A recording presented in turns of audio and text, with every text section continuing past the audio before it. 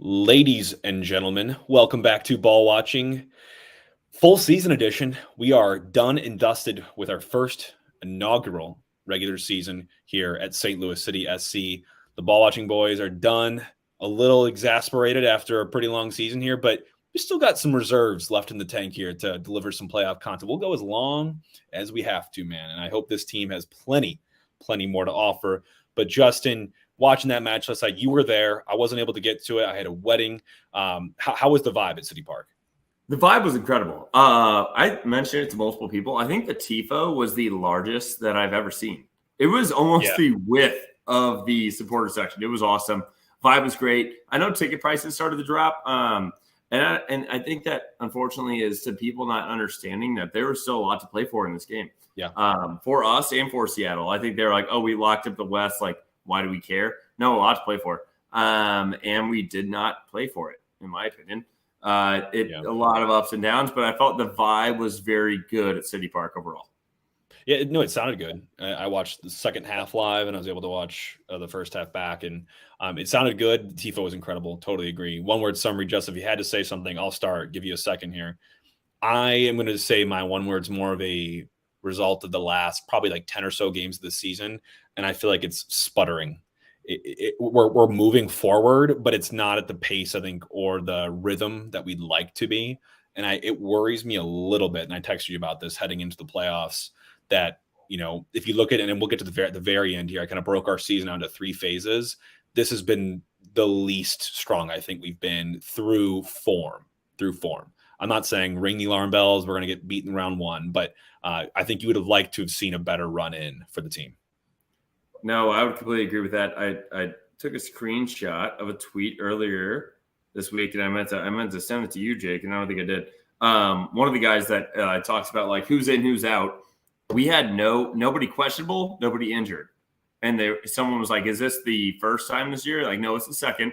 But I feel like I will say I think that's a plus to Bradley Carnell for the amount of times that we've rotated guys through. We're not overplaying guys, things like that. But I would agree. I think this time period that we've had right now is not great going into the playoffs.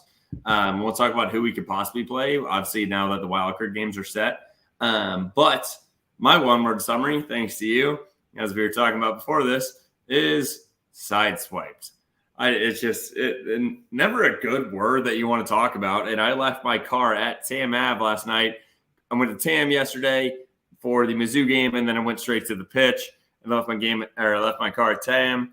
And I picked it up this afternoon after a golf tournament, and I was sideswiped. And my mirror is down, and that's how it kind of describes the game as well. It's just like one of those very quick, like my car should have been fine. We should have been fine, and it wasn't. I don't know what happened last night, to be honest. Yeah. Like the car's still there, but it's not what you want it to be. It's missing. No, absolutely not. Yeah. And it could have been a lot worse. Like we're still first in the West. Right. Car could have been a lot worse. Like my door's fine. Everything else is fine. Just my mirror is just hanging when I get to my car this morning. So we're still first in the West. My car was still there. My doors were still intact. But now we're not looking good going into the playoffs. Justin, I think that's your best one-word summary of the year, and you saved it for the last recap. Kudos to you, man. That's a good one. I really thought about it. Considering Jake's giving himself a lot of applause right here because he was like, "Why don't you make that your one-word summary?" So yeah, my best word of the year was given to me by you. Thanks, Jake. Appreciate it. Hey, you know what? You got to take what you can get sometimes. Let's. Oh my God, dude, the car thing. That's City of St. Louis. That's City of St. Louis driving for you. But I love how you tied it into the team. Incredible. But let's talk about some of the positives last night. I actually think there was quite a few positives from watching. Agreed. I'd say kind of the first 25, 30 of the first half all the way up into the VAR review. And then there was chunks in the first half of good moments for us. And I'd say actually, when I watched the first 5 minutes of that first half on the replay this morning, I thought we were buzzing, man. The way we started that game, 2 great chances. One from Klaus in the second or third minute, another from AZ on a flicked header off of a free kick. Dude, that Klaus opportunity, it's got to at least find on goal. Against Seattle, that's got to find the net. And I mean, I mean, unfortunately, that thing was just hot air balloon, dude. That yeah, needs to be. I mean, what was a sitter just past the PK spot? yeah. Like I understand, like eyes are lighting up, trying to strike through the ball, but that needs to be at least on net, like you said, Jake. Like force them to make a save, and there's a great chance that he won't make a save with how close you are and how much power you put on it. But like we talked about, that would completely change the entirety and the outlook of everybody for that. And he just absolutely skyrocketed. He did, and that to me is a fine margins thing. Like it's the second minute, you're like, God, I should not have missed that. But I'll get another one, and you don't get another one like that quality. So for me, it's a team like Seattle. Look at their stupid goal, which we'll get to in the second one, where they had the deflection. That guy gets to the end line, gets the cross in, he squares it up enough to the point where Berkey's kind of leaning a little bit off his line, but him getting his foot wrapped around it, making it possible to cross that ball, means they get the deflection, they get the second goal. So you just got to give yourself a shot, at least just find the goal, at least find the goal, make the goal and make a save, or hit somebody's body. I don't care. It's just skying it over is just so frustrating. And unfortunately, the next three highlights that we have here, and I agree with it, it was defensive mindset of things that we have. Like Berkey on the 11-minute off his line to make a stop on through ball. He's done that all year. I feel like he did it literally multiple times throughout the game. I don't think we had to note each one of them. But the fact that he is so quick off his line or playing at the top of the 18, like any through ball they have, he's playing like literally a stopper and I'm Sweeper. Sweeper. Thank you. Yeah. I was a sweeper and I couldn't even think of their name. He is literally playing like a sweeper. He's a sweeper keeper. And stepping up and doing that for us. I thought that was great. I would say literally a minute later in the 12th, Blom did a great track back and a cut back at the top of the box that he cut out himself. I thought Blom overly had a great game in a game that he needed to, especially like cutting out things that they had with their cutbacks and or right at the top of the box. I feel like he was always in there making a block, which specifically, again, and I'll let you touch on this one a little bit more, was Nilsson's huge block in the 15th as well. It's unfortunate, though, that after those first 5 minutes, like you said, we need to be clinical in front of net, because then our next highlights for the next, 20 minutes, we're defensive. And, like, if we actually score one of those goals, completely different game. Yeah, it is. Two things I want to say quickly to that. Blum, I thought he had a good first half too. Weird. We played a 4-2-2-2 last night, right? Yeah, 4-2-2-2. Yeah. And you had Blum and Watts playing together. The Watts experiment still, I don't think, is one that we can keep going back to. I think Blum's got to be the lone six there. And he was pulled at half, and it looked like it was a tactical thing and not anything related to injury.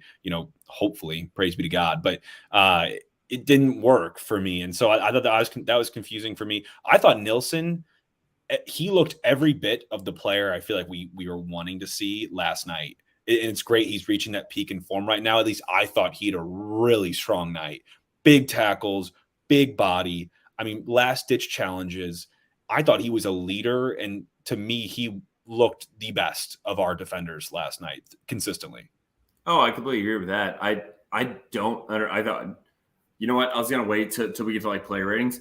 What is going on? Why are we throwing him into the midfield again? I think we're talking about like Stroud didn't start, Thor didn't start, but we're going to put Akil Watts up there. Like, I understand, like, Derwinski doing a great job, but like we're having a rotational problem in our right back and left back. But then we're going to just, Akil Watts, we deserve to throw you in the midfield. For what reason? Was it offensive, defensive? Didn't provide anything, in my opinion, for us. And then obviously taking out at halftime, like, yep, that experiment sucked. So let's actually put the guys that we need in there. And we'll put Stroud in there and everybody else. And it's like, why did he start? Like, where do you think, and question you, Jake, what was Cornell's thoughts on that? Because I thought for sure we were going to start this game with a playoff mentality. And there's no chance that Watts is starting in the midfield in a playoff game, in my opinion. I think it was an approach from Carnell to take a little bit more pragmatism, to trying to play with a little bit more sturdy defense in front of our back four and protect a little bit. But I feel like Seattle exposed us the most down the flanks. So Watts wasn't really even a factor there. And besides that, maybe he wanted to see Leuven get more of a chance up front with AZ. And I'm not going to say that doesn't work. I think Leuven has a lot to offer up there, but I keep going back to Leuven playing split between offensive and defensive duties is always his best version for me. Like, that's in the 8 position. I think a guy like Indy's pretty similar. You can do both pretty well. But I was confused by that, to be totally honest. And it was not our best 11, in my opinion. I think you also need a guy like a Dinaran that can create on his own entirely, doesn't need to be involved in all the link up play, and he can use his athleticism and his skills that he has. So we'll get to all that with the player ratings, but I agree, a lot of personnel questions, I think, last night. So I'd be curious to crawl into Carnell's brain and see what was behind some of these decisions. Well, also we were down 2-0 at half. I know we'll talk about the lowlights, but I was talking to everybody else around us, and it was like, you put a dinner in on the, what was it, the 77th minute? Like, what do you expect him to do? Score 3 goals and us get out of here with a dub? That just felt like a very late change for me. And then the only chance we had, I mean, we had halftime, Indy on for Blum and Jared Stroud on for Kill Watts. Love Stroud getting on at that point. Indy on, fine. They just got off the little U.S. men's national team stint for the Olympics. But I don't understand why we waited so long to put a dinner in. We're already down to, at what point, like, oh, are we just trying to get a goal at that point? Like, there's no chance the man can score 2 goals in 13 minutes. Yeah, I agree. Let's go to the players, but I do want to just kind of finish up here on some of the. No, this is good. This is good conversation. I mean, this is questions that hopefully are being asked internally as well. But I do think there was a lot of good defensive highlights. I think Markinick had a decent game. He was contributing up top as well. Did a little 1-2 with Klaus in the 28th minute that led to an awesome cutback cross no one could get on the end of. Blum had a volley, just a screamer in the 29th minute. That thing had eyes. I think it sent Stefan Fry like 3 feet backwards, but he got his hands in front of it. I mean, it was a great volley. The one thing I will say, and I love that out of Blum, because we talked about it. That man, when he hits a shot, it's either an absolute ripper on net or it's literally touching Highway 40 because it's going out of the stadium completely. But the one thing I will say on that one, and a little bit of a low light there, I think Markinick needs to get his head up. I was so upset. Like, the ball came out to him, and he took a touch, and he had his head down the entire time. Take a guy on. Get a little aggressive there. And the only reason that it dropped to Blum, it was not directly from Markinick to Blum. It was a ball in from Markinick, and it was like a poor clearance by them that got out to Blum. And I'm like, take a touch, get your head up, find somebody. And that'll come, I think, with maturity as he grows a little bit more with the team. But the other thing that I'll say in the first half, 2 more highlights. Leuven had a dipping free kick that he had there, and I love Leuven free kicks as well. Yeah. And I should have taken him with over 1 shot on goal. I think it was honestly plus money last night. Yeah. Him to have like 2 shots total was plus money. But and then also you have one here for Nico blocks the long switch, falls to Klaus, who looks to have a great chance on goal, but blocked as well. That's just another block by them. But I wanted to. That's kind of how I felt the entirety, at least of the first half, with Nico and Joao. A lot of good chances, but we couldn't ever get one to like actually maybe feel like, wow, that should have been a goal. I feel like there was a lot of blocks, a lot of like last or like a last touch or a last pass with those guys, and we didn't get there last night, and that made me anxious, I would say. Yeah, no, I agree, and I want to talk about Nico a little bit into here as well, but and when I was able to get home for basically the whole entire second half, and just seeing that sample size, I was amazed. The first 15, 20 minutes, Aziel Jackson grabbed this game by the throat, and he was pulling every string. He looks like a man possessed out there. He just playing so far above his age and his weight. He just turned 22. He looked incredible. He had a good volley in the 47th minute, great buildup in the 54th minute with the team, had a shot, just kissed the crossbar on his own. We talk about his finishing ability, still want to see some more there, but he was at least looking for it last night. There was another great combination. There were some pings last night, some back and forth, some tiki-taka soccer from the boys. You saw a situation with Nico, Klaus, Leuven, combined right around the 60th minute, and it led to a Leuven shot just going wide. But for just tuning in at that point, after really just seeing the highlights of the first half, I was really impressed. And then the VAR review really for me was the signal for us, where I feel like we lost every bit of wind in our sails. No, I would completely agree. I mean, not only the VAR review, but I mean, just their goal. That's the place just lost air. And it was tough because I feel like the TIFO, everybody was amped. It was a beautiful night, 8 p.m. Saturday night. Pitch was popping. Everybody was outside. It was incredible. But once they had that goal, it absolutely took the wind out of our sails. Jake, let's talk just quickly in the next minute and a half or so. Yeah. What else do you have from highlights? I know we have a couple buildups and AZ in the 54th had a great build up through AZ and kissed off the crossbar. We had one in the 59th, great combination from Nico, Klaus, and Leuven. Leads to a Leuven shot just wide. Like, otherwise, Leuven had another free kick. But other than that, dude, there was nothing where I was like, dang, that should have actually been a goal. And I felt like we should have got back into this. From the 60th on, and we'll correlate this to the lowlights, it was pretty dead. And most of my highlights are all around Berkey.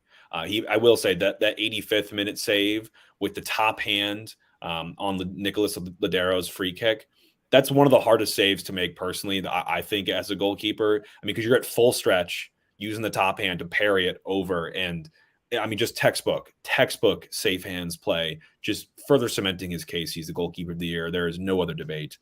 Anything else is heresy at this point. But I think he had a really, really strong night. And I think overall, not a great night for us as a team, as a full 90 performance, but it also could have been. I've seen much worse from this team, and I've seen much better. I think this kind of falls into the could have been better or closer than 2-0 on the scoreline. I think we were hard done by that. And I think Seattle was pretty fortunate, especially with that second goal that they had. We had more shots. We had same shots on target. I don't think many of the pundits or those after the game really took a look at these stats because we had more passes as well. We were very, very much in this game. It's just that when it came down to it, Seattle was able to finish. And we weren't, and they got some good luck on their side with that second goal. But you know what? You got to create luck. You got to create situations like that. So, hats off to them. They got the result. I think they were the better team, but I do not think this was our worst game, and this is a referendum on this team. No, I thought it was relatively a pretty equal game. I thought that they finished the 2 big chances. Where is it at on here? We're looking at stats. How many big chances did they have? Do we have this on here? If not, actually, yeah, good call. I don't know if we had the big chances on here, but I don't think. Oh, yeah, big chances. Seattle had actually 0. We had 1, and I think that was Klaus's.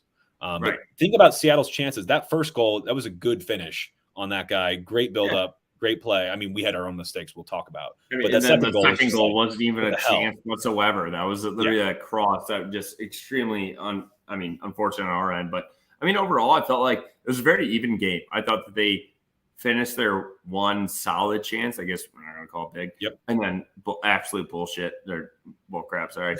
On the okay, we're family friendly, but that's fine.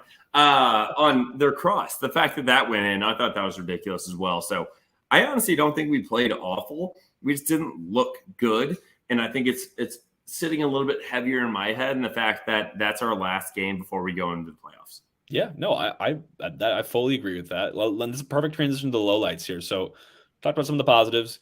I don't think that was our best 11 last night. I really thought it was important to roll out the best 11 before you have to play your best 11 in your first playoff game. It just didn't. Putting Nico back in after Nico and Klaus haven't started together. I don't think since Klaus was hurt, haven't started together. I know they've played maybe some minimal minutes together, but that hasn't been done. They haven't done that. Why would they go back to it right now? It's been a Denoran and Klaus up top rolling with that. I feel like Reeston, that was confusing. Doing the Akil Watts and Blum in the midfield was weird as well. I don't get why we're still tinkering with new things right now. I just feel like we're yearning and just wanting to have some level of consistency and continuity within the team, especially rolling into such a high intensity and high stakes environment. And that felt like a weird time for me to switch things up. I'm fine with the Nico Klaus thing because I would love to get back to it. I feel like I've said that all season. I don't understand still try Watts in the midfield. That makes 0 sense to me. Like, there is nothing where, like, I would love to be like a fly on the wall in the conversation in the coach's room is like, yeah, this sounds good. And like, what? Like, what? Yeah. I'm very confused. Like, is Stroud not playing well? Do you don't want to try Thor? Like, you think Watts should be playing? And I'd love Akil could play right back. If you do Naranski or Watts in the right back, fine. I feel like that's a debatable situation. But the fact that you're putting him in the midfield just seemed very off to me, and I did not like it whatsoever.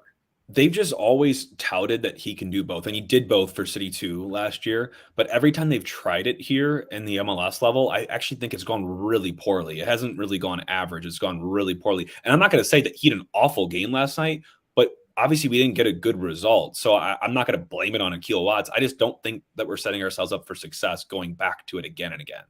I would like to just generally say, if anybody can answer this in comments, whatever, can you find a game where Akil Watts played midfield and we're like, damn, that was sexy? Or I don't. Or and on the flip point, if you don't like, it's like, oh, he's done average. Find me a game where you're like Jared Stroud or Thor could have done a better job on the left wing, and we bring Leuven back and play with Blow or Indy or someone. Yeah, yeah, exactly. That's why, like, it's I really don't get that one whatsoever. And now we're going to go into the playoffs. I know for a fact, if Akil Watts starts in the midfield in the playoffs, I will walk out of the stadium, Jake. I'll put it right now. We'll go live, whatever. I'll go live from the pitch from the rest of the game. I don't understand why that it was even an option. Hot take. This isn't what's happening, but I'm just going to say it. Maybe it's Carnell's way of broaching the subject with Lutz and Carolyn Kendall and all the owners to say, this is what I have. If I want to play a dual defensive midfield structure, I don't have another one. So here's what we have, and we know we need to upgrade. And so that's not what he's doing. But 100% for me, that is the biggest position of need, in my opinion, in terms of reinforcements. I think we absolutely need another defensive central midfielder to add to this team. But we'll talk about that a lot more in the offseason. But let's talk about the goals last night. It'll get perfectly into the lowlights. So 23rd minute, Seattle scores their first goal. It's a big switch. We've heard this before in goals against for us. Roldan shows to the ball. He's playing right wing for them. He pulls Nilsson, playing center back for us, way up into the midfield, way out of position. Nilsson isn't able to get to it. Roldan ends up getting that ball into Morris. Morris pulls Parker. Parker can't keep up with Morris. It's close. It's like a 50-50, but Morris wins it, gets it to the byline. They have a cutback and a great finish. It's just, it's a great, well-worked play from Seattle. They pulled our defense way out of position. Parker was on the ground, couldn't even recover back to his position, and we're down 1-0. And there's some debate here, Justin. I did hear about this. Oh, you're just yeah, tell us. Kind of looked open. I thought you were going to go straight into it. Yeah, it was absolutely a debate. Being there, it's like everybody was like, I mean, I thought it was a great finish. Place went dead. Yes. Okay. So what the debate is, long story short, is there was two guys that were technically physically offsides. And now the whole point of the VAR was the fact of, if they're offsides, did they interfere with the play? And that's where I think a lot of the fans got it wrong. They kept booing, like, oh, that shouldn't be a goal. Those guys were offsides. Like, no, those guys could be 30 yards offsides. Yeah. But if they're not interfering with Roman Berkey's save, it doesn't matter. And I will say, Rome did a very good job. If you watch the replay, or at least being in the stands, he held on to the ball. He was arguing with the ref, was not throwing it back, because as we talked about with our counterpart on the refs, once the game starts again, you cannot go back. So he was doing very much to like, hey, let's make sure that they have time to review this and all of that. And they did. And I will say, though, that whoever was offsides, I've got the Seattle Sounders player that was offsides, he was outside of the goal frame. It was not like it went through his legs and he opened his legs and like let it go in. It did not affect Roman's save or attempt to make the save. He was completely outside of it. It was a good finish. Roman being upset, just trying to grab anything that he can at that point, and I respect him for that. But they got that correct on the field and then in the VAR as well. It did go to VAR, and there was no overturning. Yeah, I agree. Unless we're not seeing a certain angle, I'm fully behind that as well. And that's another highlight for me in general, transition defense. That's where that goal came from. We've looked exposed well into this season consistently with transition defense. We just look like we don't know what to do when things go wrong. When we lose the ball in dangerous positions. And that was an example of that. We conceded again in the 38th minute, just short of the first half. It was a long boot from Stefan Fry, Seattle's goalkeeper. Nilsson got up, won it like a dog. Leuven was there for the second ball, but then gave it away.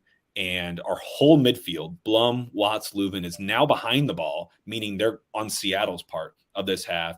And Seattle's charging forward with their left back, who lays in a little through ball, and it's nicked back on a cutback, and the cutback deflects off Parker, who's trying to close this angle down. Really unfortunate. Berkey's just starting to lean because he's going to see this cross come in, see if he can field it or at least get something on it, and it beats him to the near post. He can't do anything about it. And that's just one of those things that you talk about deflating. Letting in a goal like that is the epitome of deflating. Yeah, absolutely. And the one thing I'll say otherwise of lowlights. I want to get your thoughts on this, Jake, on the Nico draws PK in the 67. What were your actual feels on that, on it getting overturned? Not a penalty at all. No, no problem. Yeah, and I will say, I feel like when we talk with George about this, I feel like they did a good job last night. There was definitely boos that you'll hear from everybody else, but I thought the referee crew did a pretty good job overall last night. Yeah, I didn't have any concerns. I know some people did. The one thing I will say, and this gets to the very end here, was in the 90+4. A lot of antics going on. We're getting a little emotional, I think, starting to bubble over because we're just frustrated. And there was Klaus and Stroud. Klaus was just, God, you don't see that version of him very often. And Stroud got elbowed in the face by Ladero, which it was definitely an elbow in the face. I'm not saying it was violent, but it also looked like he got away with something there. And I'm not, it is what it is. I'm not saying that's why he lost the game or anything, but that looked a little weird. Like he got a yellow card, but he did kind of get away with it. And I like to see the fight in us. I like to see us get our bell rung a little bit and see how we stick around, because you saw Klaus just fired up last night, and rightfully so. It was a frustrating night for this team. Seattle fouled us incessantly when we were on breaks as well, which is kind of what we do to opponents. So, I do hope that we learn this lesson, obviously very quickly heading into this round one. But again, it was a competitive match. So I don't think Seattle could tell you anything differently. And I could see this game being flipped very easily had it been our night. Oh, absolutely. I would completely agree. It got a little testy at the end, but I mean, we're down 2-0. It's not like it's going to actually matter to anything. So, Jake, I was going to say we can hop into player ratings. There's not a whole lot to talk about, but before we get there, I'm going to do a little promo. If you're listening to us live, smash that like button, get on Spotify, get on Apple, leave us a review, give us 5 stars, give us 1 star regardless. Tell us what we need to do better, what we're doing great, what we appreciate. DM us anytime you want, Instagram, Twitter. Get to series6.com, series6company.com, and get 15% off using code BallWatching. Get to souljuice.com, get 20% off using the code BallWatching as well. And you will enjoy a great Sunday juice. And or if you're working after a workout, or just trying to get over a hangover, or just in general, if you just like the taste of Korean pear juice, lemon, and water, incredible. And then also get to the pitch. I was there twice this week and spent an awesome amount of time yesterday afternoon and into the night before and after the game. They kill it as always. It was absolutely packed. So get to the pitch, continue to go there. And Jake, before we get into the player ratings, I wanted to ask you thoughts on timing of the playoff game. I know we've seen some things on Twitter, and that's probably what a lot of people are listening in to hear, like, oh, do we have locked in time or not? From what I've heard and what we've seen on Twitter, Sunday night, 7 p.m. or 9 p.m. If it's 9 p.m., I will raise hell. I don't understand how the first overall team, or first in the West, can have a 9 p.m. in our local time of St. Louis. Yeah, we will raise hell, but we will be raising hell from our seats. We're definitely going to. Yeah, exactly. I'm going to be yelling everywhere. Yeah, we will be coming for heads. But yeah, that is the situation, unfortunately. But you know what is what it is. We will absolutely show out. City Park will be none the different because of that. But I will say player ratings. I'm not going to spend much time here, Justin. I'm just going to say my heart and soul of the team last night was Aziel Jackson. There is just no case to be made that existed. I know you and I have gone back and forth on it. I've been a big AZ guy. Like, I feel like since we began this season that he has to start. Any important game that you're in, he has to start. He is the lifeblood creative player that we have. Leuven also has some of that in him as well. But Aziel Jackson is maybe first guy in the team sheet for me at this point. Yeah, no, I would say for sure the heart and soul juice of the team is AZ. There was we had a couple highlights from like Leuven on free kicks, things like that, but AZ is the most exciting point of this team right now, and I love where he's at. And he's the one that needs to get this locker room vibing coming into the playoff game. So completely agree with that. As we look into predicting the Graham reviews, Jake, you predicted a 2-1 loss, which is absolutely ridiculous in my mind, but good for you for calling out a loss. So congrats. But you lost your second half over 1.5 goals. I also took that on the side once you said that. I texted you asking what are your locks. You didn't respond. So I just went back to our doc. And I'm pretty sure we lost every single one of our bets. So, I had City over 1.5 goals, period. Hammered that, and I had predicted a 2-1 dub. So red night for the ball watching boys. Yeah, we'll be back in the green, though, on this first playoff game, I have a feeling. But the golden question, and one that we're going to get into much deeper in the previews, this is just a little teaser for you all, is where do we go from here? There's no more magic number. There's no more regular season games. There's no more movement. We are on a clean slate. Close the book. The records don't matter right now. The first season doesn't matter right now. This is a new season. We are in the MLS Cup playoffs. We are in round one, and we are waiting for our opponent, who will play in the wild card match on Wednesday night at 8:30. Sporting Kansas City, I'm lifting the band for now, is going to host. Words. Yep, they're going to host San Jose Earthquakes on Wednesday night, like I said, at 8:30 in KC. Should be a fun one. I am expecting Kansas City to mop the floor with them. They are just a hot team right now, and they played like it last night as well. So that's going to determine our opponent. It's a one game off. There's no ties. This is the game that picks the opponent for us, who will then play on Sunday night against us. And likely, Justin, I'm not sure on this either, but Sunday is looking like our first game. Wednesday, I imagine, would probably be our second game away. And then if there is the need for a third game, feast your eyes. We could be looking at a Saturday night in St. Louis, game 3 elimination. Not that I want to get there, but could be cool as well. No, I would agree with that. The one thing I do want to note, and we know all these things and kind of how this happened. So you already mentioned who we could possibly play, obviously, with the San Jose versus Kansas City game in Kansas City. Unfortunately, with our L, we are now the 4th overall in Supporter Shield. So Cincinnati, Orlando, and Columbus have more points than us. So if we were lucky enough to make the make the final, we would be on the road if we played Cincinnati, Orlando, or Columbus. The odds of one of those 3 teams not being in the final are pretty slim. So that was the tough point about this last night, with Columbus beating Montreal 2-1. And I do want to give a quick shout out as well. Congratulations to the New York Red Bulls and Tom Barlow. Full 90 minutes last night for Tom. They got a 90th plus 4-minute PK to hop into the playoffs. And now they are hosting the wildcard game at home versus Charlotte. And so Tom's going to be playing, and I'm so pumped. So congrats, Tom. Yeah, absolutely. Shout out to Tom Barlow, Chaminade grad, good friend of the pod here. We grew up playing with him, so couldn't be more proud of a hometown guy like that. I do want to say, before we leave off here, I'm going to talk about form in the preview, Justin. I'm deciding here because I have some interesting things to say about that. But who do you want? Love to hear y'all's thoughts here. If listening to this on YouTube or anything, honestly, shoot us your thoughts. Personally, for me, between San Jose and Sporting, not a debate. Unless you're just rooting for rivalry matches, that would be Sporting.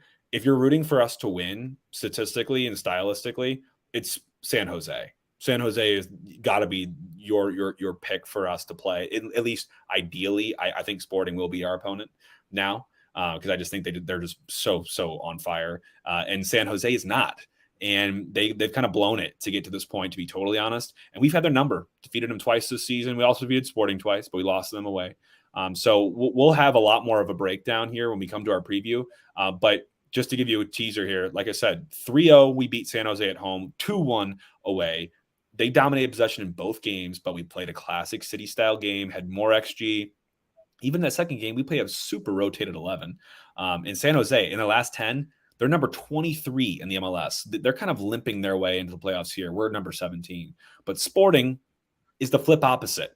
Yeah, it's your soccer capital, Classico. It'll be fun to play a big playoff series against them. But playing a team potentially 6 times in a season does not sound very fun to me. They're going to figure it out at some point, or really learn how to play against us, in my opinion. And they've been solid. This team over the last 10 is number 4 overall in the MLS. So this is a team that really found form, put it together, and got to the playoffs because they were able to find it. San Jose is the flip side. So I think you got to want San Jose if you want success. But with that said, I'm confident in this team either way. I'm very confident. I will say I for sure want San Jose. I was just looking up stats. So I was looking at this. San Jose is just a 2-front guy. With Espinoza has 13 goals. Abobase has 10. Yeah. Otherwise, they drop off to 3. So those are 2 guys that we can just focus on. If we have 5 days to focus on that, we can lock them down. I feel very confident we can beat them 2 out of 3 times. Sporting is a more well-rounded team. And then I will also say anybody that's rooting for like the rivalry game and that scares me even more. The fact that a rivalry game can happen. I've talked to a bunch of people today, specifically, and yesterday. I'm like, I don't like this new format that MLS is trying. I think it's a good idea of like best 2 out of 3, whatever. If you're a road team, it's almost favorable. And hot take, I'll say it right now.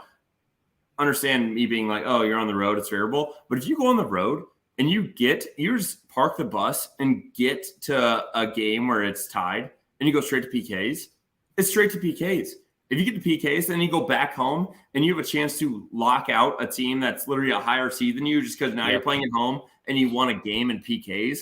I think that's ridiculous in my opinion. So, and Jake, I'm going to call you out real quick. You texted me this morning, hot take. I'm a little worried about the playoffs. And you were talking, and very good points you have. We've won twice since August, and those came against Sporting Kansas City, who barely squeezed in, and Minnesota, who's been eliminated. And it's a little scary with how we've been trending wise. And I know we're big trend guys. So big trend guys. We'll have plenty of that and more statistics and breaking down this matchup. Probably, I guess, Justin, we'll probably have to record on Thursday. If Wednesday night is the wild card game, we'll obviously want to know our opponent. But we've got plenty of content coming for you all here and to kind of reflect on the season and get ready here. But bottom line, I'm grateful. I'm so excited for what we just accomplished. But I almost just want to go clean slate here. Like, it doesn't matter anymore. No teams like, oh, look what we did this regular season anymore. It's look at what we can do now in the next. And I feel like this was overly a very, I would say, compared to a couple of recaps, pretty negative. You just wait for the preview. This is exciting. I want everybody to appreciate and maybe take these couple days to be like, wow, what a hell of a regular season that this team put together.